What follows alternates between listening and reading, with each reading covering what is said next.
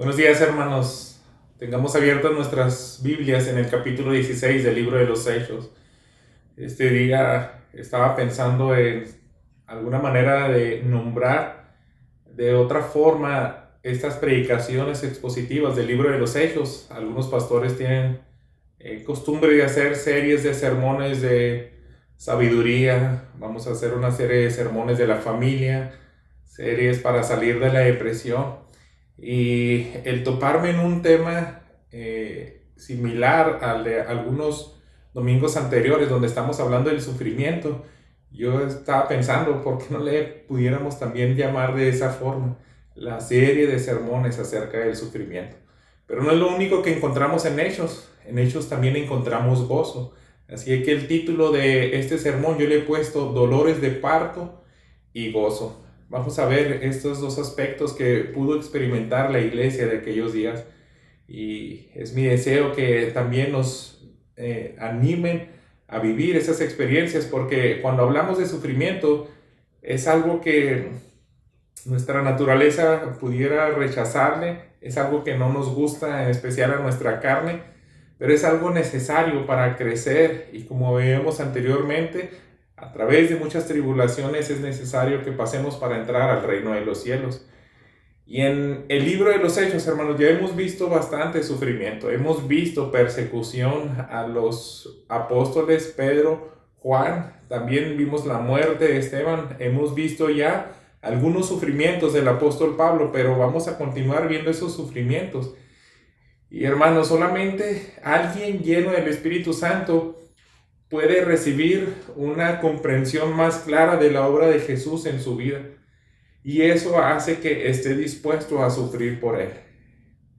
Estaba recordando que David Livingstone, este explorador de África y misionero, se le cuestionó en una ocasión por qué él todavía quería regresar a ese continente después de que llegó una vez a Europa nuevamente a rendir informes. Tenía un brazo deshecho porque un león lo agarró como un gato a un ratón y lo sacudió y le dejó gran parte inservible ese brazo. En su diario se registran 27 ocasiones en las cuales él padeció de fiebre y muchos peligros. Yo creo que pudiéramos hacer una lista de peligros similar a las del apóstol Pablo, como él lo decía en Primera de Corintios. Y David Livingstone, hermanos, él dijo lo siguiente: para mí esto no es como un sacrificio. Estos padecimientos que estoy llevando por causa de Cristo y de extender el Evangelio, yo los veo más bien como una gratitud, como un honor. Y podemos ver, hermanos, eso es lo que hace el Espíritu Santo, cuando realmente abre el entendimiento de sus hijos, y podemos ver que lo que Él sufrió no se compara para nada con lo que nosotros pudiéramos sufrir aquí en esta tierra. Aunque compartiéramos esos padecimientos del dolor físico, tal vez algunos puedan ser similares a los que Jesús sufrió, pero no se compara a recibir la ira de Dios.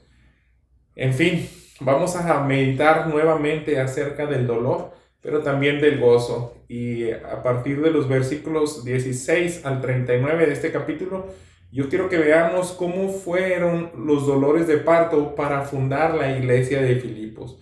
No fue una iglesia que nació de una manera tan sencilla. Y el último versículo vamos a estar haciendo unas referencias y análisis también a la par de la carta de Pablo a los Filipenses, en la cual vamos a ver el gozo del nacimiento de esta iglesia de Filipos.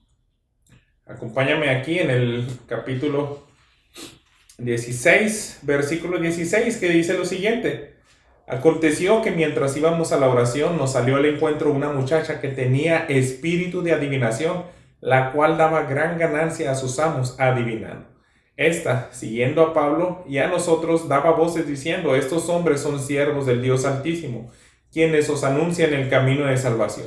Y esto lo hacía por muchos días, mas desagradando a Pablo, este se volvió y dijo al espíritu: te mando en el nombre de Jesucristo que salgas de ella. Y salió en aquella misma hora. Pero viendo sus amos que habían salido la esperanza de su ganancia, prendieron a Pablo y a Silas y los trajeron al foro ante las autoridades. Esto es la primera parte, los dolores de parto para dar a luz la iglesia en Filipos. En la primera parte de este capítulo vimos la conversión de Lidia y fueron estas tres conversiones que se narran, las cuales dan origen a la iglesia en Filipos. Hay oposición constante del enemigo. Veíamos viendo que las ciudades anteriores a las cuales Pablo y Silas se introducían, siempre había oposición, y eso se veía desde el primer viaje misionero. Ahora hay una esclava principalmente de Satanás, la cual está obstruyendo la obra de evangelismo de Pablo, y en este caso Silas, que es el que ahora está de compañero principal de Pablo en su segundo viaje misionero. Entonces esta oposición es bien clara, hermanos. A veces pudiéramos uno ver que pareciera extraño o inofensivo e incluso algo incongruente, porque Jesús había dicho que el enemigo no puede luchar contra sí mismo porque un reino no va a prevalecer. Y suena extraño que una mujer endemoniada esté anunciando también a Pablo y Silas, como que les estaba abriendo pasos y decirle a toda la gente: miren, ellos hablan acerca de la salvación. Recibir propaganda del mismo diablo no es algo nuevo. Lucas ya ha registrado incidentes en su evangelio en el ministerio del Señor Jesús.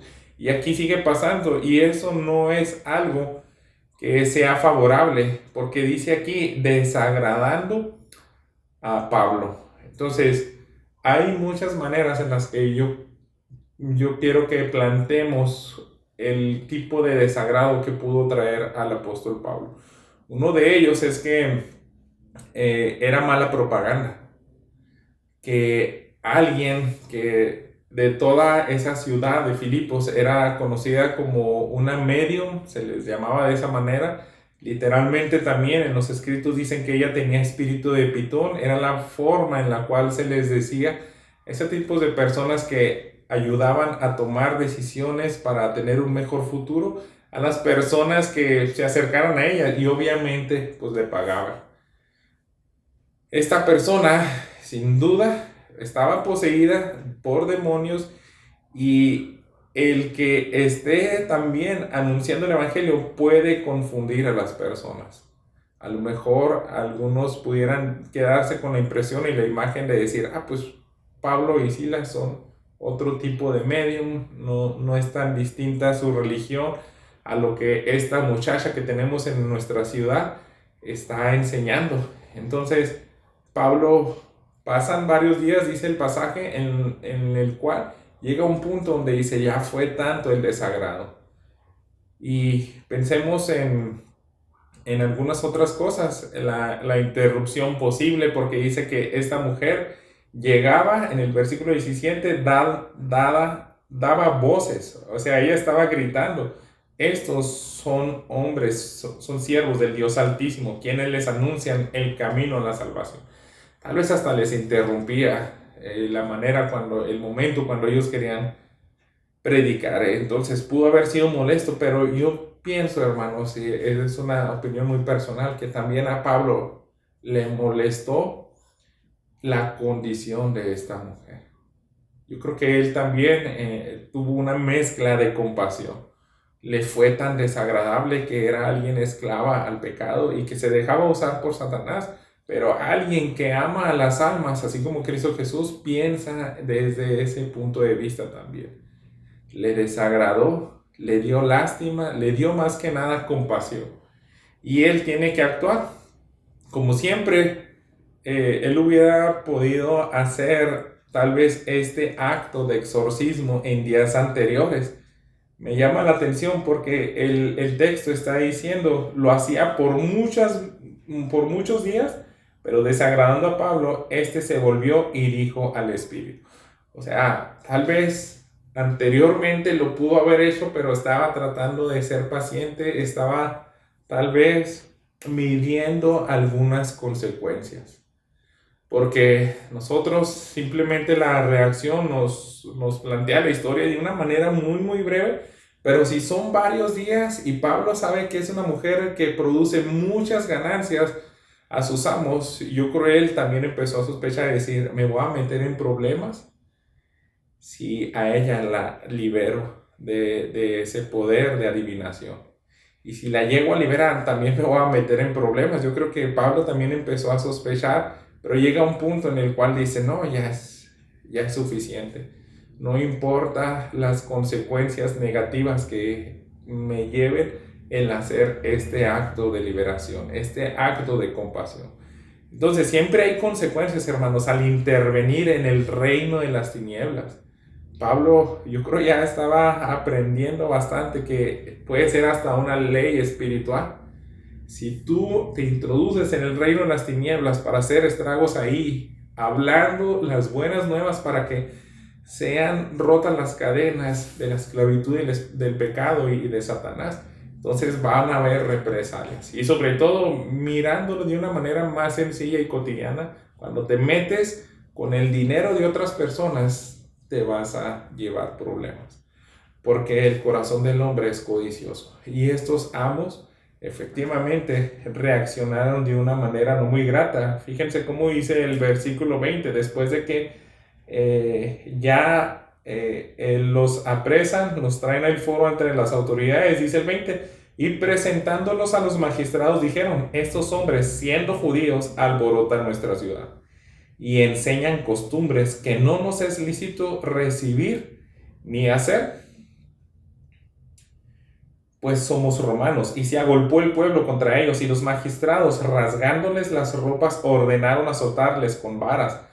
Después de haberles azotado mucho, los echaron en la cárcel, mandando al carcelero que los guardase con seguridad, el cual, recibiendo este mandato, los metió en el calabozo de más adentro y les aseguró los pies en el cepo.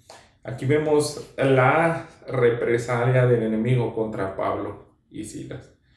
Y lo que debemos de notar un poco al inicio, ellos presentan unos argumentos ante los magistrados, las autoridades de esa ciudad, diciéndoles, ¿saben qué? No nos es lícito aprender esas nuevas religiones. Ellos estaban también llevando una realidad que a través de la historia puede meterte en problemas en algunos lugares extremos donde pues reinan otro tipo de ideologías.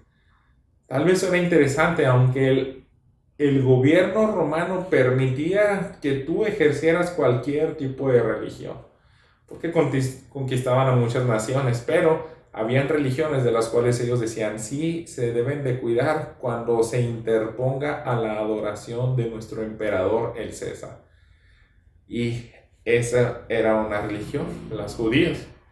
Ellos ya decían, no es la primera vez que pueden haber tenido esta religión problema con los reinos anteriores de los romanos. Así se puede ver a lo largo de la historia del pueblo de Israel.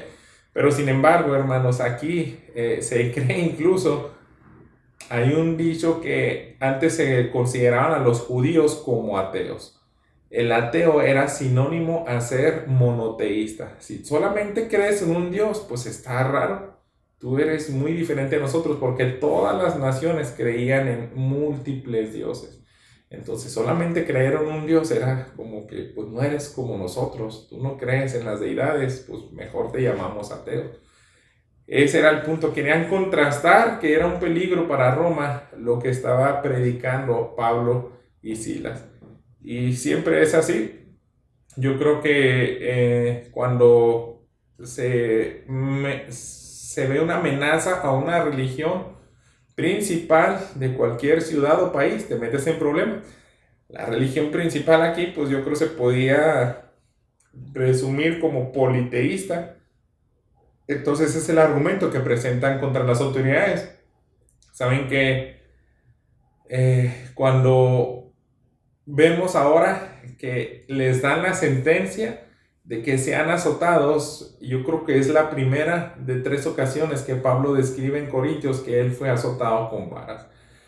Déjenme hacer una distinción aquí. Es diferente un azote de guardianes, de verdugos romanos a verdugos judíos. Los judíos, hermanos, al menos trataban de ser un poco más humanos, por eso crearon la regla de 40 azotes menos unos, porque fue lo que ellos consideraron que podían aguantar. No querían llevar al extremo de matar a alguien, pero los romanos no eran así, hermano.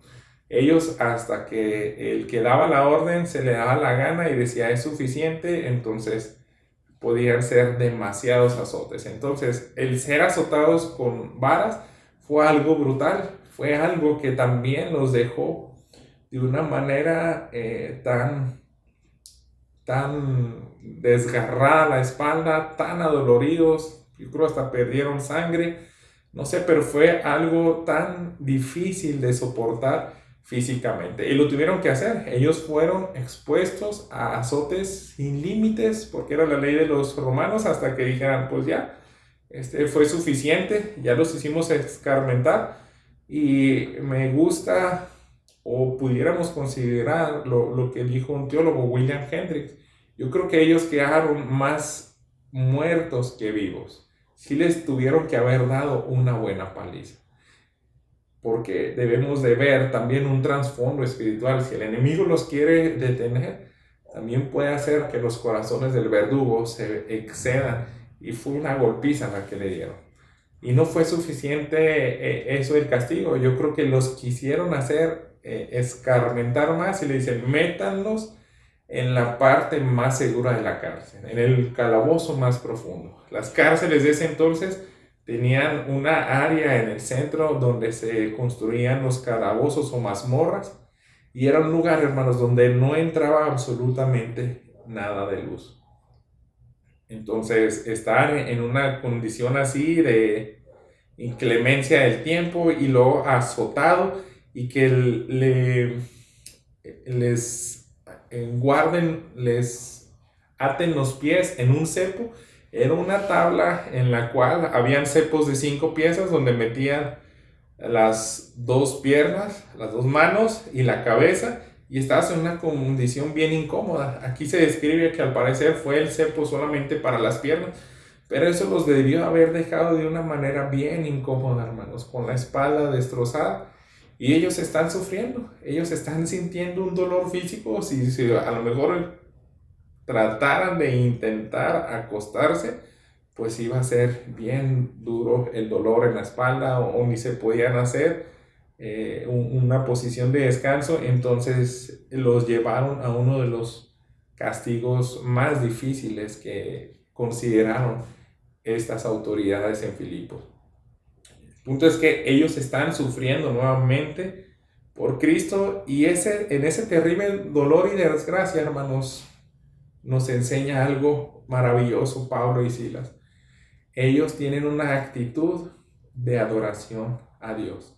Fíjense cómo dice el versículo 25. Pero a medianoche, orando, Pablo y Silas cantaban himnos a Dios, y los presos los oían. Entonces sobrevino de repente un gran terremoto, de tal manera que los cimientos de la cárcel se sacudían, y al instante se abrieron todas las puertas, y las cadenas de todos se soltaron. Aquí vemos que seguramente fueron efusivos en su adoración, hermanos. Yo creo que ellos estaban cantando de una manera, se me hace difícil describirla, y pensaba yo en qué tipo de letras, qué tipo de himnos habrán ellos elegido después de orar, de pasar un tiempo de adoración a Dios. Y si tenían algunas letras, algunos salmos que ellos entonaban, o ya la iglesia temprana empezaba a componer sus primeros himnos, ¿qué clase de letras estarían cantando ellos? Y podemos indagar muchas cosas, pero yo quiero plantear el siguiente himno. Si me quisiera adentrar en esa escena y ser alguien de los otros presos, y traían buen repertorio, estaban cantando, caray, pues están alabando a un Dios, al Dios de Israel, al Dios Todopoderoso, pero yo creo que también consideraron letras como este himno bautista que nosotros tenemos en nuestro himnario. ¿Cuántos pueden? Y sabemos las letras. ¿Cuántos pueden? Dijo Cristo, a la cruz conmigo ir. Respondieron los valientes, oh, sí podemos seguirte, Señor. Haznos más santos, danos valor. danos tu amor y nos ilumine tu gracia. Y palabras como estas nos llevan a ti en santidad y amor, estar cantándolo de lo más profundo de su corazón y decir, no nos amedrentamos, nosotros queremos darte la honra a ti. También dice algo así la estrofa de este himno, ¿cuántos pueden en la sombra del dolor entregar con fe el alma a nuestro Señor? Entonces, el cantar este tipo de cosas, darle el honor a Dios y decirle, Cristo, estamos siguiendo tus pasos, estamos dispuestos a seguirte, danos más valor, danos más de tu gracia, para que las almas vengan a tus pies, para que tú seas glorificado.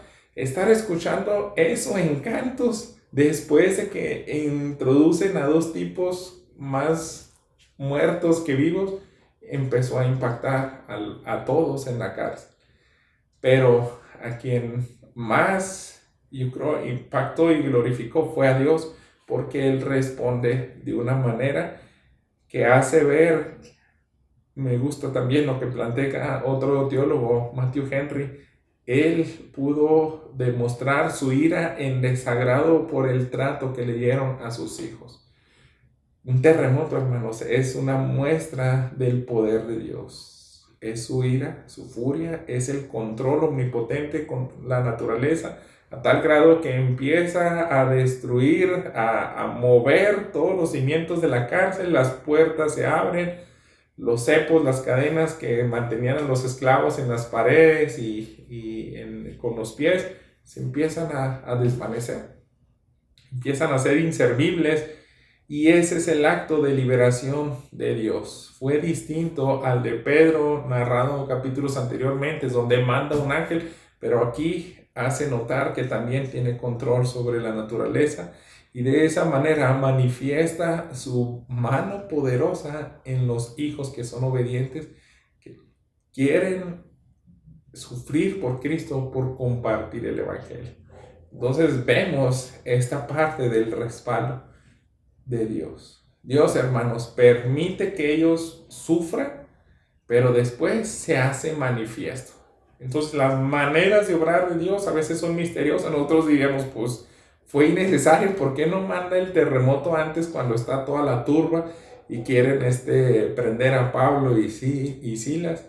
Pero no, Dios hace las cosas de la manera en la cual se lleva la gloria de una manera más marcada. Entonces, nosotros avancemos a lo que pasa con el carcelero. Ya están abiertas todas las celdas, están todos desencadenados. ¿Y qué es lo primero que ocurre aquí con el carcelero? Dice el versículo 27. Despertando el carcelero y viendo abiertas las puertas de la cárcel, sacó la espada y se iba a matar, pensando que los presos habían huido. Mas Pablo clamó a gran voz diciendo, no te hagas ningún mal, pues todos estamos aquí. Entonces, todos estamos aquí. Era la muerte más segura para este carcelero. Seguramente iban a ejecutarlo por la fuga, hasta incluso de un solo prisionero. Esa era una ley romana en la cual decían, si tú eres responsable de persona encarcelada, si se fuga es vida con vida. Eso podía llegar a ser muy fácilmente esa decisión en el gobierno romano. Y que se abran todas las celdas y que también se hayan desatado las cadenas y el cepo de los dos prisioneros que le encargaron que no que los tuviera en máximo resguardo, pues él se le van completamente las esperanzas de vida. Él empieza a afligirse de una manera que la salida más sabia en su propia opinión es, me quito la vida yo mismo para no recibir la tortura y el castigo que él ya conocía que infringían los romanos. A lo cual el apóstol Pablo le detiene y le dice, alto, nosotros todos estamos aquí. Él toma la luz, desciende temblando, así que se le escribe en el versículo 29, se postró a los pies de Pablo y Silas. Y nosotros ahí sabemos que hace la petición muy conocida. Él se postra ante los pies de Pablo y Silas y sacándolos les dijo: señores, ¿qué debo hacer para ser salvo? Y ahí es donde él recibe el evangelio. Pero yéndonos en esa escena un poco más profundo, este hombre sin esperanza, este hombre que sabe que va a ser ejecutado, yo creo que también empezó a ser movido por el Espíritu Santo su corazón para entender que hay algo más importante que arreglar. Por la respuesta que le dan Pablo y Silas, el sentido es que yo creo que se las formuló de una manera más espiritual. Quiero la salvación de mi alma. Porque él seguramente también ya había escuchado la reputación de estos hombres, hasta de la misma mujer, de esta muchacha que gritaba: ellos predican la salvación. Y si lo hizo por varios días, y yo creo a lo mejor cuando le entregan a estas dos personas, pues ¿cuál es el cargo? Están hablando de una salvación, de un Dios de no sé dónde. Y yo creo que él dijo: yo necesito esa salvación. Y aquí voy a aprovechar, porque si es verdad ese mensaje y yo voy a la muerte sin ponerme a cuentas con Dios, voy a estar en un peligro peor del cual estoy aquí. Yo quiero pensar también en esa postura. Fue una aflicción integral, y pese al énfasis mayor que él le haya dado, la respuesta a esa aflicción es la mejor que podemos recibir. Es el evangelio, lo único que nos da esperanza y lo único que nos puede decir: ¿sabes qué es algo más terrible? Que te enfrentes a la ira de un Dios todopoderoso que te puede consumir una eternidad en el infierno, que te expongas ante un castigo de los gobernadores romanos. Entonces, aquí viene la respuesta de Pablo y Silas. Leemos en el versículo 31. Ellos dijeron: cree en el Señor Jesucristo y serás salvo tú y tu casa. Y le hablaron la palabra del Señor a él y a todos los que estaban en su casa. Y él, tomándolos en aquella misma hora de la noche, les lavó las heridas, y enseguida se bautizó él con todos los suyos. Y llevándolos a su casa, les puso la mesa, y se regocijó con toda su casa de haber creído a Dios.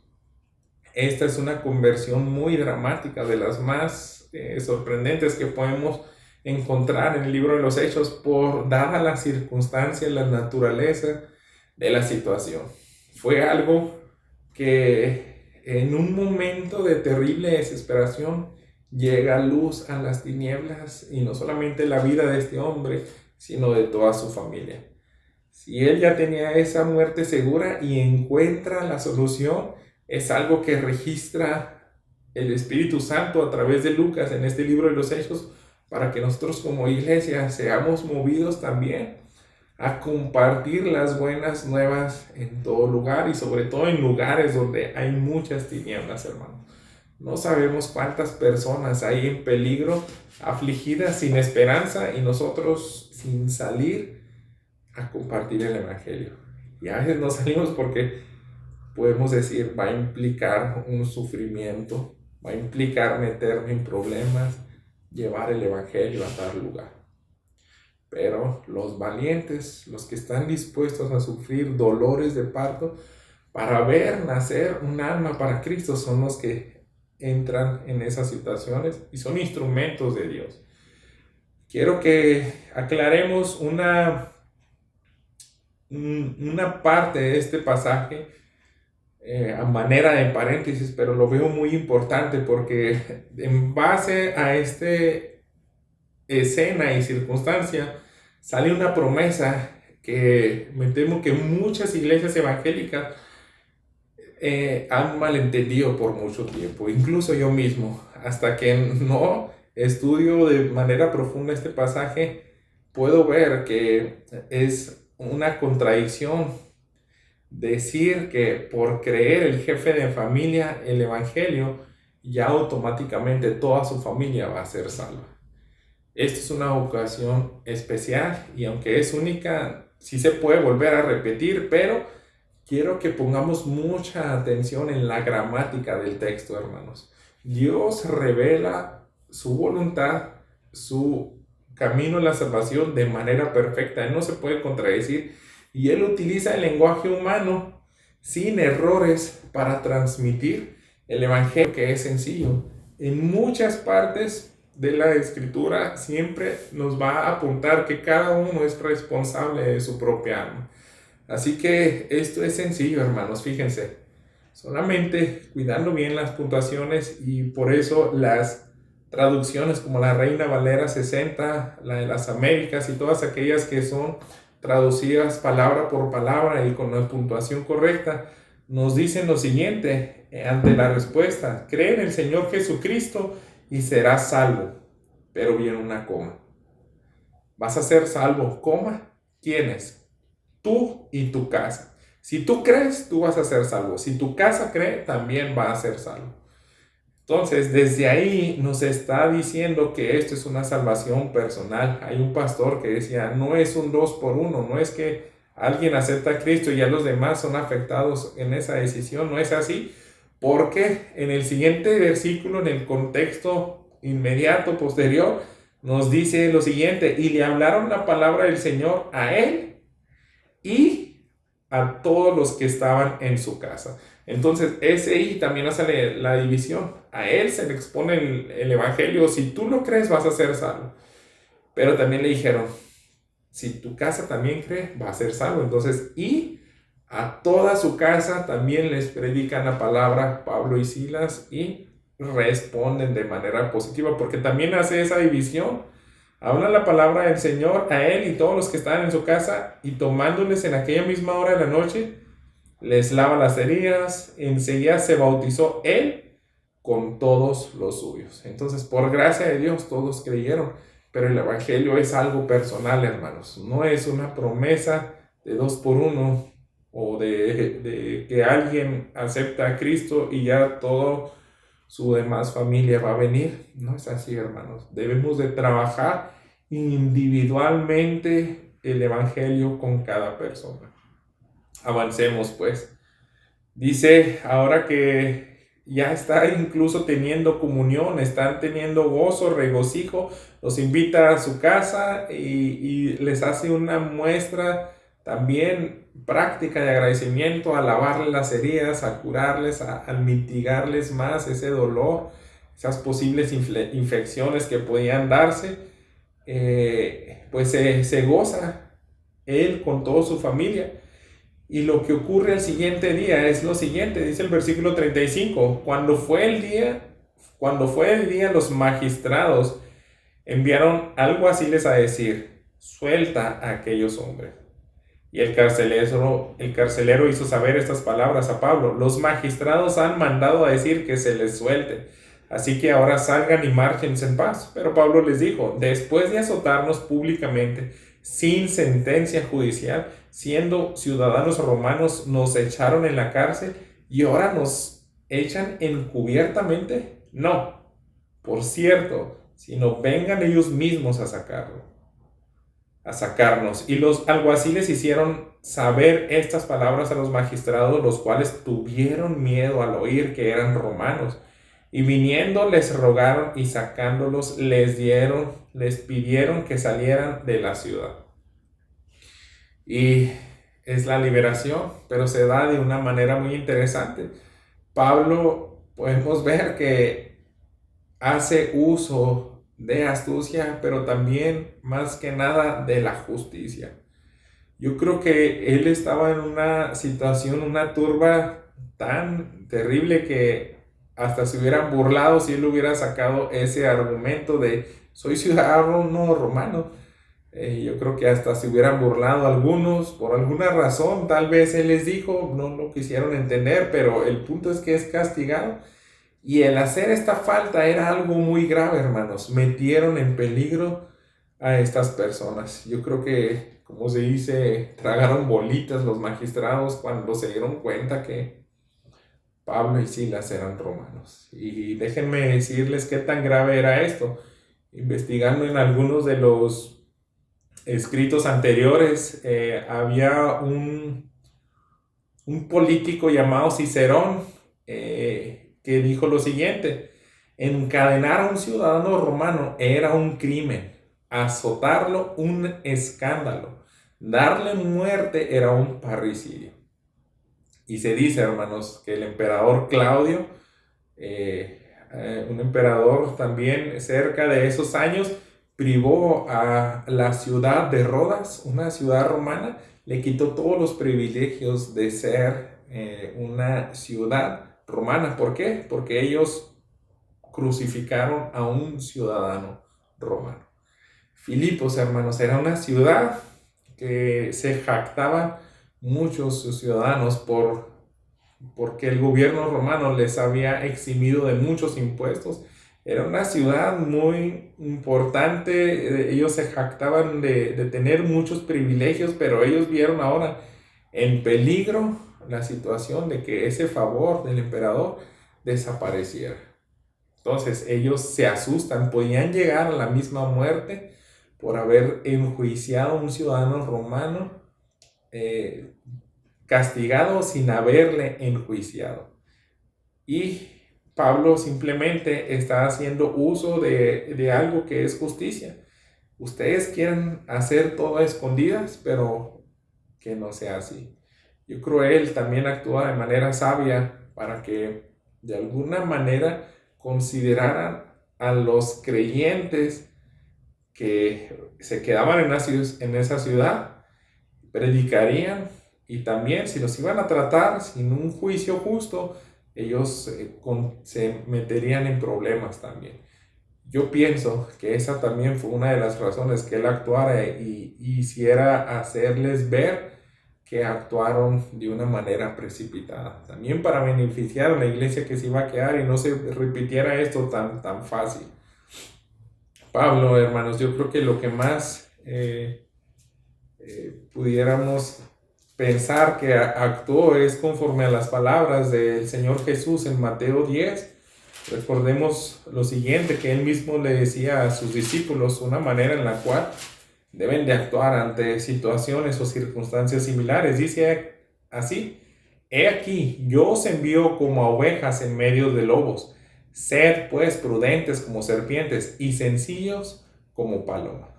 Otras traducciones dicen esta palabra que manejan así como sencillos, inocentes. Entonces, los envío en medio de lobos, van a estar en peligros, pero sin embargo, tienen que ser prudentes como serpientes. No solamente déjense arrollar por completo en todos sus derechos. Si pueden ejercer algunos derechos que manifiestan todavía la justicia de Dios, pues entonces háganlo. Pablo estaba en todo su derecho de actuar así, y así, al mismo tiempo permanecía inocente, permanecía siendo sencillo. En este tipo de cosas prácticas podemos ver enseñanzas de nuestro Señor Jesús en estas situaciones difíciles. Todo esto, hermanos, que hemos visto en este capítulo, ya estamos por terminar el capítulo. Solamente hemos narrado los detalles de cómo fue el dolor para establecer a la primera iglesia. Ya vino a los pies de Cristo Lidia, vino el carcelero y ambos con toda su familia, y muchos sugieren que podemos incluir de manera implícita a esta joven que fue liberada porque viene en medio de estas dos conversiones. No nos dice el texto si vino a los pies de Cristo o no. Posiblemente sí recibió la salvación, pero algunos indagan en la tradición que sí pudo haber sido así. Y la iglesia de Filipos es fundada con estos tres personajes, los cuales nos manifiestan esta historia, no solamente dolor para dar a luz esa iglesia, sino, veamos este último punto, el gozo del nacimiento de la iglesia en Filipos. Fíjense cómo dice el versículo 40. Entonces, Saliendo de la cárcel, entraron en casa de Lidia y habiendo visto a los hermanos, los consolaron y se fueron. Ahí podemos ver ese consuelo es el que necesitaban. Fue algo impactante ver que estuvieron a punto tal vez de matar a Pablo y a Silas. Les dieron una paliza, los meten ahí al peor de los calabozos. Pero en esa aflicción, en saber cómo es que van a morir aquellos que nos traen las buenas nuevas, nos van a dejar así nomás. Pero Dios les da el consuelo a esta iglesia. Yo soy un Dios todopoderoso que los puede guardar y les puedo traer consolación con ellos mismos. Y esa palabra, hermanos, de consolarles, quiero ampliarla en la carta de los Filipenses. Solamente en este versículo, hermanos, yo creo que podemos indagar muchas cosas de las cuales Pablo y Silas les dijeron a esta iglesia recién nacida. Nada mejor, hermanos, que consolarlos con el Evangelio. Fíjense, hay una referencia de esta situación en Primera de Tesalonicenses, en el capítulo 2. Primera de Tesalonicenses 2, versículo 2. Pues habiendo antes padecido y sido ultrajados en Filipos, como sabéis, tuvimos de nuevo en nuestro Dios para anunciarles el Evangelio de Dios en medio de gran oposición. Estas son las palabras de Pablo a otra iglesia, pero estaba la circunstancia. Ellos conocieron todo lo que pasó aquí de esta vez que los azotaron con varas. Y dicen, fuimos lastimados, pero ¿qué es lo que nosotros buscábamos? Anunciarles el Evangelio aún en medio de la oposición.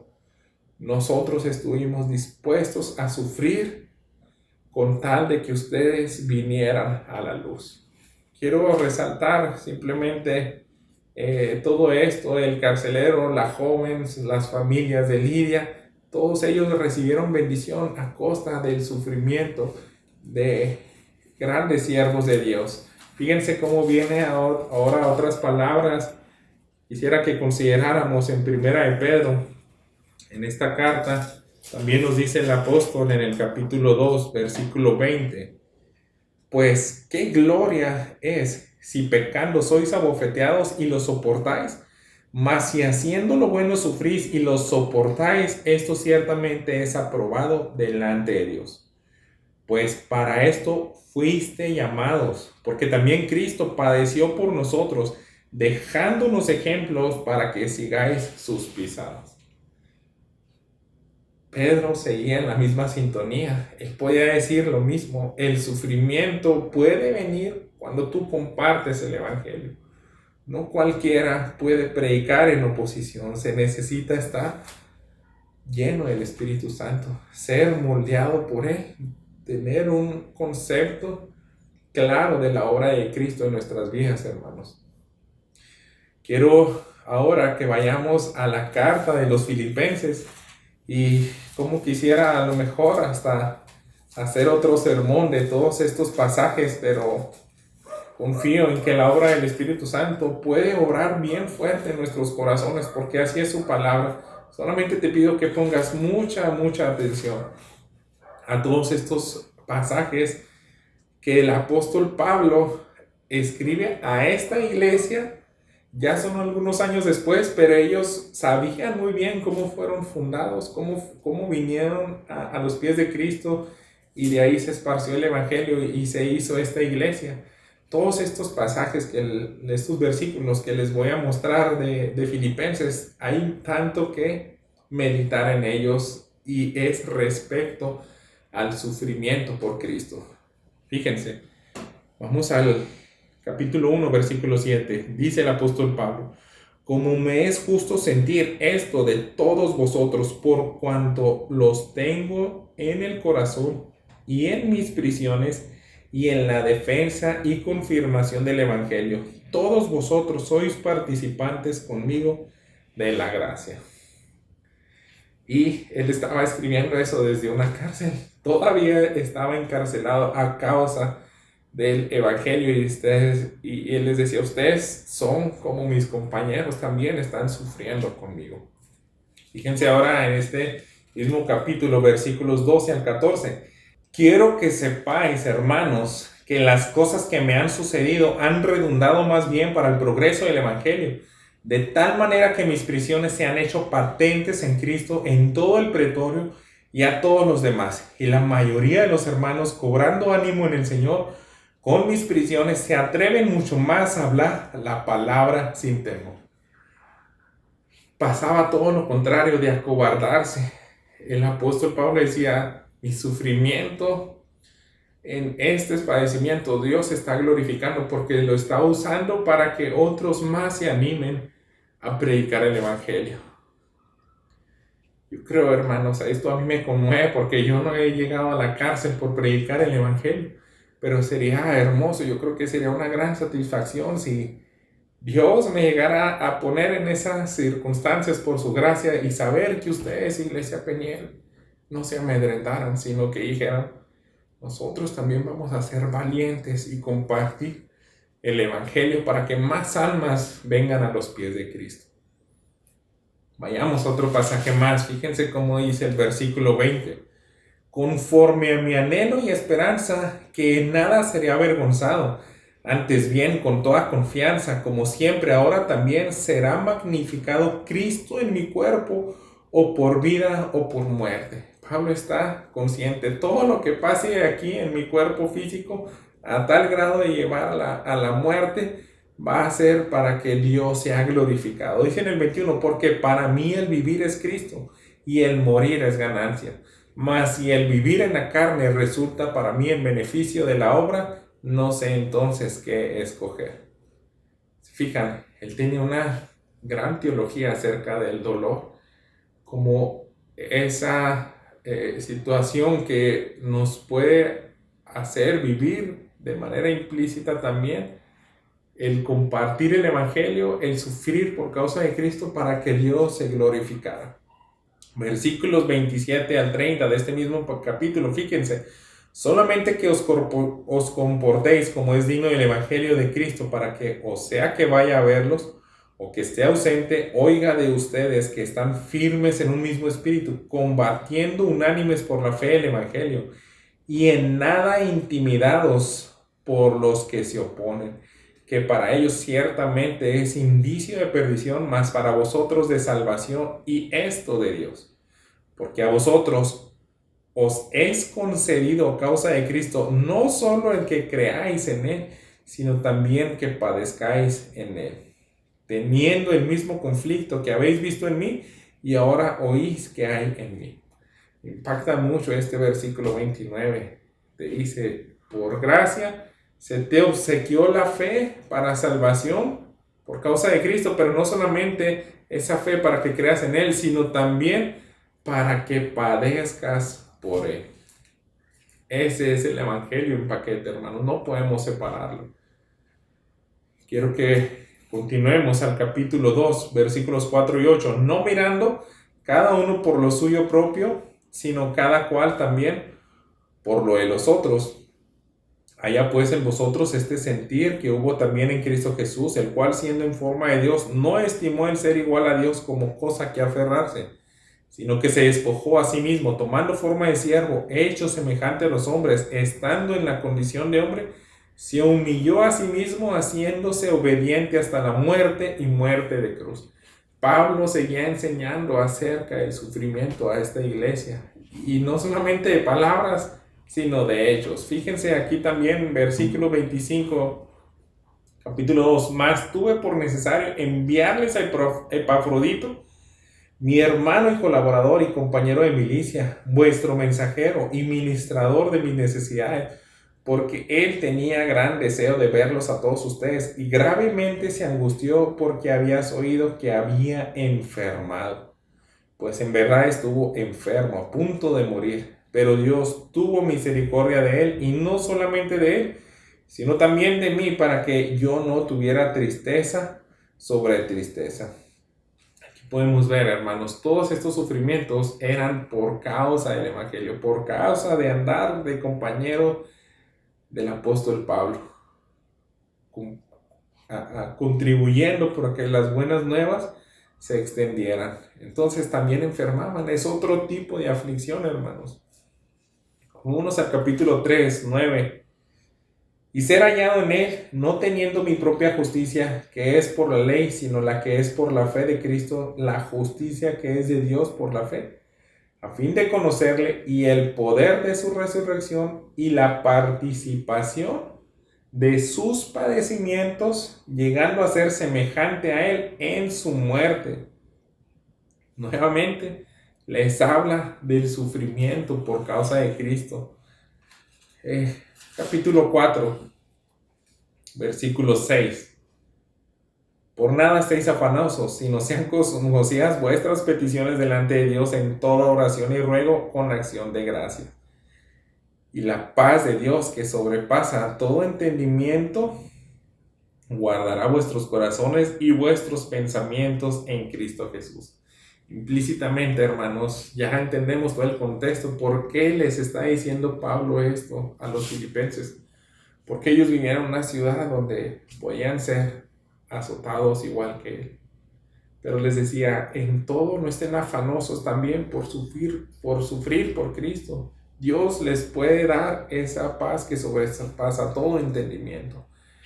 Todos estos pasajes hablan del sufrimiento, pero quiero que no dejemos de un lado, hermanos, que no solamente es sufrir por Cristo.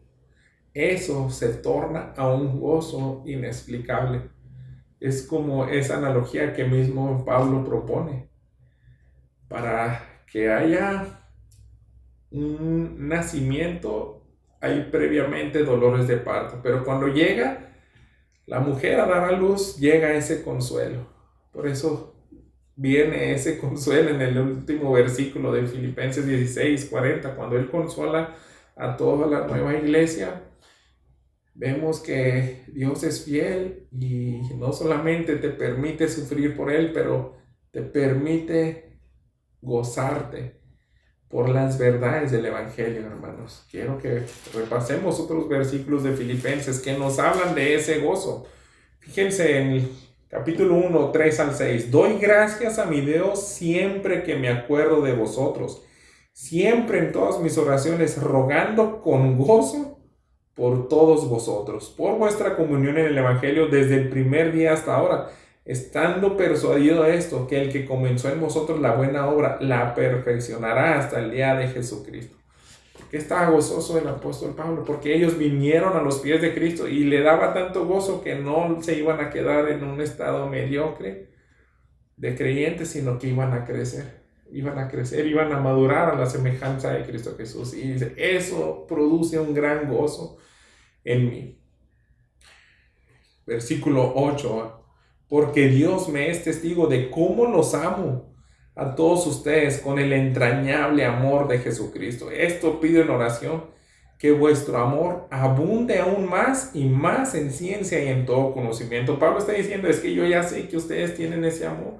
El venir a los pies de Cristo les hace tener un amor entre ustedes, pero yo quiero que abunde más para que aprueben lo mejor a fin de que sean sinceros e irreprensibles para el día de Cristo, llenos de frutos de justicia que son por medio de Jesucristo para gloria y alabanza de Dios. Eso es otra vez terminar en la gloria, en la alabanza de Dios, implica gozo, implica celebración, hermanos. Dice también aquí en el versículo 25 de este mismo capítulo 1, y confiando en esto, sé que quedaré, que aún permaneceré con todos vosotros para vuestro provecho y gozo de la fe, para que abunde vuestra gloria de mí en Cristo Jesús en mi presencia otra vez entre vosotros. No solamente era sufrimiento y días tristes, no, en la iglesia de los filipenses y la comunión que tenía Pablo con ellos, abre su corazón y dice, es un gran gozo y yo sé, Dios me da la convicción de que todavía me quedan días para sufrir. Y mientras estén aquí, ustedes se van a gozar junto conmigo por estos padecimientos por Cristo. En capítulo 2, Fíjense versículos 1 y 2. Por tanto, si hay alguna consolación en Cristo, si algún consuelo de amor, si alguna comunión del Espíritu, si algún afecto entrañable, si alguna misericordia, completen mi gozo sintiendo lo mismo, teniendo el mismo amor, unánime, sintiendo una misma cosa. Me imagino que yo creo estaba repitiendo hasta las mismas palabras cuando se despidió de ellos en esta ocasión de ellos. Él les ministraba con el Evangelio, con el gozo. Hay más recompensas por sufrir por Cristo que si no sufriéramos por Él. Fíjense en el versículo 17. Y aunque se ha derramado en libación sobre el sacrificio y servicio de vuestra fe, me gozo y regocijo con todos vosotros. Asimismo, gozaos y regocijaos también vosotros conmigo. Este gozo es inexplicable. Este gozo no cualquiera lo experimenta, hermanos. Solamente aquellos que están dispuestos de sufrir por Cristo. Versículos 29 y 30. Recíbele pues, hablando ahora de Epafrodito, que lo habíamos mencionado, el que estaba enfermo y podía hacer aflicción. Fíjense, recíbanle pues en el Señor con todo gozo y tengan en estima a los que son como Él, porque por la obra de Cristo estuvo próximo a la muerte. Lo que les decía ahorita, por causa de Cristo se enfermó hasta a punto de morir, exponiendo su vida para sufrir lo que faltaba en vuestro servicio por mí. Entonces les dice, recíbanle en el Señor con todo gozo. Cuando vemos de cerca esta iglesia, es más el gozo que pudieras tú percibir de esta congregación que las quejas, que la aflicción por la persecución. Marcado eso, hermanos. Era mucho más real el gozo que ellos vivían y experimentaban. ¿Por qué? Porque vino el Evangelio con poder a sus vidas. Pasemos a este capítulo 3. No se acaban estos pasajes del gozo en esta iglesia. Fíjense el versículo 1.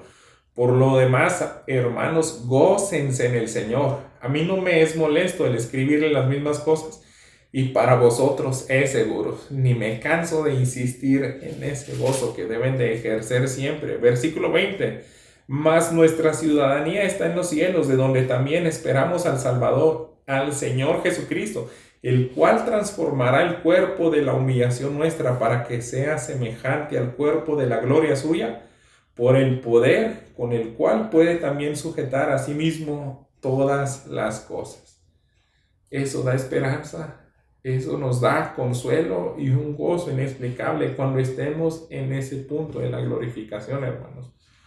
Capítulo 4, versículo 1. Así que, hermanos míos, amados, deseados, gozo y corona mía, estad así firme en el Señor, amados.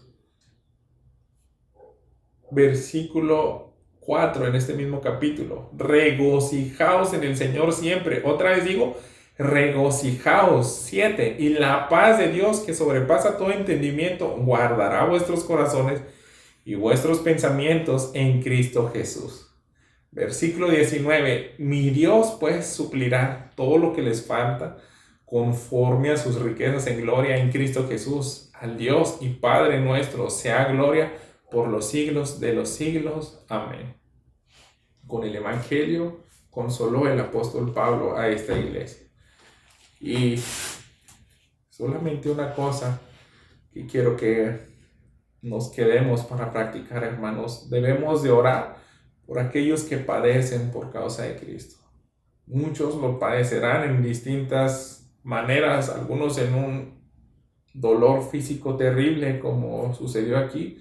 No nos olvidemos de orar por esos hermanos que por causa de Cristo sufren físicamente, pero también sufrimos rechazo por familiares, por rechazo en el trabajo, por burlas, desprecios.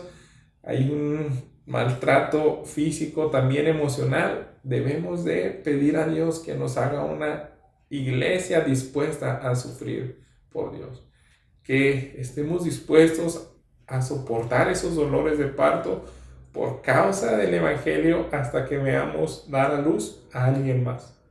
Ahí es donde va a haber gozo, hermanos. Yo oro, hermanos, por ustedes para que podamos ser una iglesia que viva de manera similar a la de los hechos. Padre nuestro, gracias porque tu palabra es bien clara y nos muestra, Padre, que hay un nivel de cristianismo que nos falta mucho de nosotros. Yo creo que todo esto empieza con la obra de tu Espíritu Santo y tu palabra es la que se encarga de obrar en nuestros corazones, porque es poderosa. Así que, Señor, en tu gracia y tu misericordia, permite que mis hermanos y yo estemos dispuestos a ser valientes y compartir el Evangelio a alguien más, pese a los sufrimientos que pudiéramos experimentar, con tal de honrarte a ti. Y cambia nuestra manera de ver las cosas, Señor. Cambia nuestra manera de vivir, de actuar, para que consideremos y anhelemos ese gozo al traer a alguien más a Cristo. El darte, Señor, lo que tú te mereces, un sufrimiento que debe ser completado, esos padecimientos de Cristo de nosotros. Te pido esto, Padre, en el nombre de tu Hijo amado Jesucristo. Amén. Dios te bendiga.